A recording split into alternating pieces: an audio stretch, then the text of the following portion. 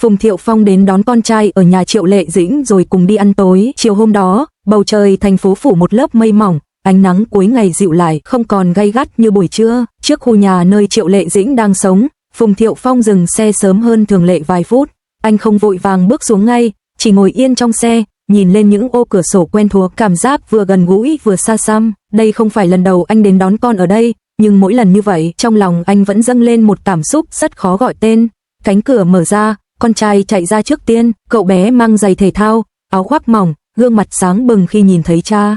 Ba, tiếng gọi vang lên rất rõ, rất trong. Phùng Thiệu Phong bước nhanh tới, cúi xuống giang tay ôm con vào lòng. Cái ôm không quá chặt, nhưng đủ lâu để truyền đi sự ấm áp quen thuộc. Anh xoa đầu con, hỏi vài câu rất đời thường, hôm nay học thế nào, có mệt không, có đói chưa? Con trai trả lời liên hồi, giọng nói ríu rít, mang theo niềm vui rất thật. Triệu Lệ Dĩnh đứng ở phía sau, cô không bước ra ngay, chỉ đứng dựa nhẹ vào khung cửa, ánh mắt dõi theo hai cha con. Cô mặc đồ giản dị, tóc buộc thấp, gương mặt không trang điểm cầu kỳ. Trong khoảnh khắc ấy, cô trông giống như bao người mẹ bình thường khác, vừa tan ca, vừa tiễn con đi cùng cha. Khi Phùng Thiệu Phong quay đầu lại, ánh mắt hai người chạm nhau, không có sự lúng túng, cũng không cần lời chào hỏi dài dòng, chỉ là một cái gật đầu nhẹ, đủ để hiểu rằng mọi thứ vẫn ổn. Triệu Lệ Dĩnh cúi xuống chỉnh lại cổ áo cho con, dặn dò vài câu quen thuộc, ăn uống cẩn thận, đi đường nhớ nghe lời ba. Con trai gật đầu, rồi quay sang ôm mẹ một cái thật nhanh, như sợ rằng nếu chần chừ sẽ không kịp.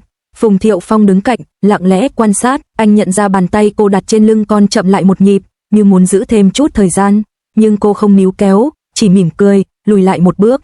Chiếc xe lăn bánh rời đi, trong gương chiếu hậu, Phùng Thiệu Phong thấy Triệu Lệ Dĩnh vẫn đứng đó, cho đến khi chiếc xe rẽ sang con đường khác. Con trai ngồi ghế sau, hai chân khẽ đung đưa, kể chuyện hôm nay được mẹ nấu món gì, ở nhà đã làm bài tập ra sao, giọng cậu đều đều, mang theo sự yên tâm rất rõ. Phùng Thiệu Phong nghe, thỉnh thoảng đáp lại vài câu, nhưng trong đầu vẫn còn vương lại hình ảnh người phụ nữ đứng lặng nơi cửa.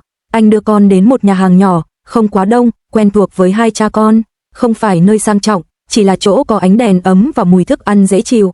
Khi hai người bước vào, nhân viên mỉm cười chào hỏi. Con trai chọn chỗ ngồi cạnh cửa sổ, vừa ngồi vừa tò mò nhìn dòng người qua lại bên ngoài. Phùng Thiệu Phong gọi vài món con thích, thêm một món anh hay ăn, như một thói quen không cần suy nghĩ. Trong lúc chờ món lên, con trai chống cằm hỏi, hôm nay mẹ có mệt không ba? Câu hỏi đến rất tự nhiên, nhưng khiến Phùng Thiệu Phong khựng lại trong giây lát. Anh suy nghĩ rồi trả lời, có lẽ là mệt, nhưng mẹ vẫn rất vui. Cậu bé gật đầu, vẻ mặt yên tâm, như thể chỉ cần nghe vậy là đủ. Khi món ăn được mang ra, mùi thơm lan tỏa khắp bàn. Con trai ăn rất ngon miệng, vừa ăn vừa kể chuyện ở trường, chuyện bạn bè, chuyện mơ ước sau này muốn đứng trên sân khấu. Phùng Thiệu Phong lắng nghe, ánh mắt dịu lại, có những khoảnh khắc, anh quên mất rằng gia đình mình không còn trọn vẹn như trước, chỉ còn lại một bữa tối yên bình, tiếng thìa chạm vào bát, tiếng cười rất khẽ của một đứa trẻ. Anh nhìn con trai, rồi bất giác nghĩ đến Triệu Lệ Dĩnh. Có lẽ lúc này, cô đang ở nhà, chuẩn bị kịch bản, hoặc đơn giản là ngồi yên một mình. Anh chợt hiểu rằng, việc cùng nhau nuôi dạy con sau ly hôn không phải là điều dễ dàng. Nó đòi hỏi sự nhẫn nại, sự tôn trọng, và rất nhiều im lặng đúng lúc. Nhưng ít nhất, trong những khoảnh khắc như thế này, anh biết rằng họ đang làm đúng. Bữa tối kết thúc, con trai lau miệng, ngẩng lên cười với anh. Hôm nay vui lắm, chỉ 4 chữ đơn giản nhưng khiến Phùng Thiệu Phong cảm thấy nhẹ nhõm hơn bất kỳ lời an ủi nào. Anh xoa đầu con, trả tiền rồi cùng cậu bước ra ngoài. Trời đã tối hẳn, gió thổi mát, đèn đường sáng lên từng dãy dài. Trên đường về, con trai dựa lưng vào ghế, mắt lim dim. Phùng Thiệu Phong lái xe chậm lại, sợ làm con tỉnh giấc. Trong khoảnh khắc ấy, anh hiểu rằng, dù mọi thứ đã thay đổi, những điều quan trọng nhất vẫn còn đó. Một đứa trẻ được yêu thương, được ở giữa hai người lớn biết đặt con lên trên mọi tổn thương của bản thân. Khi xe dừng lại trước nhà, con trai đã ngủ say. Phùng Thiệu Phong bế con vào phòng, đặt nhẹ xuống giường, kéo chăn cẩn thận. Nhìn gương mặt yên bình ấy, anh thầm nghĩ có lẽ những buổi tối giản dị như hôm nay chính là điều giữ cho mọi thứ không vỡ vụn. Không cần lời hứa lớn lao, chỉ cần những lần đón con đúng giờ, những bữa ăn đủ đầy và sự hiện diện lặng lẽ nhưng bền bỉ của cả cha lẫn mẹ. Đó không phải là một gia đình hoàn hảo, nhưng là một gia đình đang cố gắng, và đôi khi như thế đã là đủ. Sau khi đặt con trai xuống giường, Phùng Thiệu Phong vẫn chưa rời đi ngay. Anh ngồi lại bên mép giường rất lâu, ánh đèn ngủ hát lên gương mặt đứa trẻ một màu vàng ấm. Hơi thở con đều đều, lông mi khẽ rung theo từng nhịp ngủ sâu. Trong khoảnh khắc yên tĩnh ấy, anh chợt cảm thấy bữa tối vừa rồi không chỉ đơn giản là một bữa ăn, mà là một phần rất quan trọng trong hành trình lớn lên của con. Những mảnh ghép nhỏ nhưng đủ đầy, lặng lẽ bù đắp cho những thiếu hụt mà người lớn không thể nói thành lời.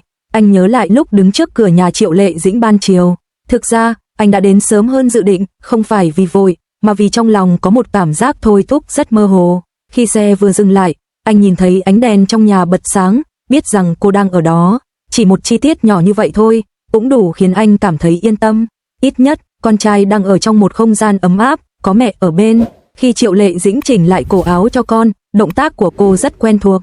Phùng Thiệu Phong chợt nhận ra, có những cử chỉ không bao giờ thay đổi theo thời gian hay hoàn cảnh, dù mối quan hệ giữa họ đã khác, dù không còn cùng nhau đứng dưới một mái nhà, thì cách cô chăm sóc con vẫn vậy tỉ mỉ, nhẹ nhàng, không một chút vội vàng.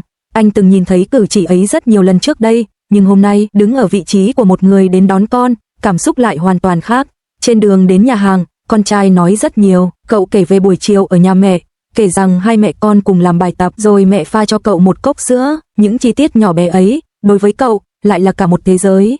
Phùng Thiệu Phong lắng nghe, thỉnh thoảng mỉm cười, trong lòng vừa ấm áp vừa có chút chua xót. Anh hiểu rằng, dù anh cố gắng đến đâu, thì trong lòng con, mẹ vẫn luôn là một phần không thể thay thế. Nhà hàng tối hôm đó đông hơn thường lệ, nhưng không ồn ào. Tiếng nói chuyện hòa lẫn tiếng nhạc nền nhẹ, tạo nên một bầu không khí rất đời. Phùng Thiệu Phong nhìn con trai cẩn thận dùng thìa, đôi lúc còn nghiêng đầu suy nghĩ trước khi ăn, như thể đang rất nghiêm túc với bữa tối của mình. Anh chợt nghĩ, có lẽ chính những bữa ăn như thế này sẽ trở thành ký ức ấm áp nhất của con sau. Này không phải những chuyến đi xa hoa, không phải những món quà đắt tiền, mà là cảm giác được ngồi cùng cha, được hỏi han, được lắng nghe. Có lúc, con trai bỗng nhiên hỏi, ba ơi, hôm nào mình rủ mẹ đi ăn cùng được không? Câu hỏi ấy đến rất bất ngờ. Phùng Thiệu Phong khựng lại, tay cầm đũa dừng giữa không trung. Anh không trả lời ngay, sợ rằng chỉ một câu nói không khéo cũng có thể khiến con hụt hẫng.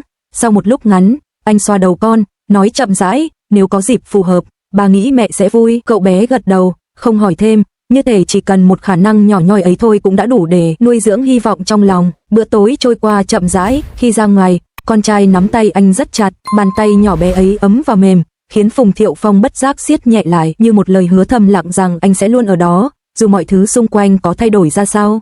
Ánh đèn đường kéo dài thành những vệt sáng, phản chiếu lên kính xe, khiến cảnh vật bên ngoài trông mờ ảo như một thước phim cũ. Về đến nhà, khi con đã ngủ say, Phùng Thiệu Phong đứng dậy, tắt bớt đèn. Anh đi ra ban công, hít một hơi thật sâu. Trong lòng anh, hình ảnh Triệu Lệ Dĩnh lại hiện lên, không phải với tư cách là người vợ cũ, mà là người mẹ của con anh, người đã cùng anh chia sẻ những năm tháng quan trọng nhất. Anh hiểu rằng, giữa họ giờ đây không cần những lời nói thừa, chỉ cần sự phối hợp âm thầm, để con trai có thể lớn lên mà không cảm thấy mình thiếu đi điều gì. Đêm ấy, trước khi đi ngủ, Phùng Thiệu Phong gửi cho Triệu Lệ Dĩnh một tin nhắn rất ngắn, con ăn tối rất vui. Cô trả lời sau đó không lâu, vậy là tốt rồi, chỉ 2 câu đơn giản, không thêm biểu tượng cảm xúc, không kéo dài cuộc trò chuyện. Nhưng trong sự ngắn gọn ấy, có một sự thấu hiểu rất rõ ràng rằng mục tiêu chung của họ vẫn luôn là con. Ngoài kia, thành phố dần chìm vào yên tĩnh, những ánh đèn tắt bớt, những con đường thưa người qua lại. Trong một căn phòng nhỏ, một đứa trẻ ngủ ngon sau một buổi chiều được đón ở nhà mẹ, một bữa tối cùng cha, và đâu đó, trong những khoảng lặng giữa hai người lớn đã từng rất thân quen, có một sự bình yên mới đang dần hình thành, không ồn ào, không hoàn hảo, nhưng đủ ấm để nuôi dưỡng một tuổi thơ không quá nhiều vết xước. Có lẽ, chính những buổi đón con như thế này, những bữa ăn tưởng chừng rất bình thường ấy, lại là cách mà họ âm thầm nối lại những sợi dây đã từng đứt đoạn, không phải để quay về quá khứ, mà để bước tiếp một cách tử tế hơn vì tương lai của con.